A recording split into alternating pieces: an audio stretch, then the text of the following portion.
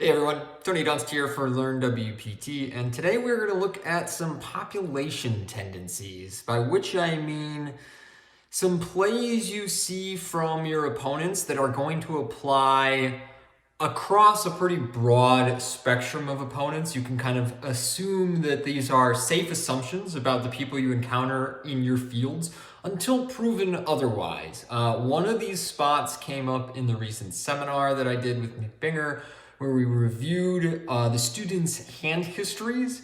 And I pointed out a spot where I said, hey, people almost never bluff here pre-flop. You should really be aware. And it made me think, actually, there's a few spots like these where, especially at the beginner or intermediate level, you see people use these same plays, these same little tricks as they were to try and get action with their strong hands pre-flop. So this population tendency is all about these plays people make that, they kind of have monsters under the bed. A lot of the time you see people use ranges of specifically aces and kings for these type of plays. A few people broaden those ranges a little bit, but for the most part, all four of these spots we're going to look at are the kind of plays you see people make when they just have aces and kings pre-flop, and in many cases they're supposed to balance these plays. They're either not supposed to use these plays at all, or they're supposed to balance these plays out with some bluffs, and they never really do, and so it becomes a very safe assumption that the population tendency is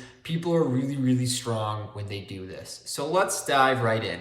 The first one is the spot that inspired me to make this video, and I've just kind of created a bunch of hypothetical situations. None of these, happened to me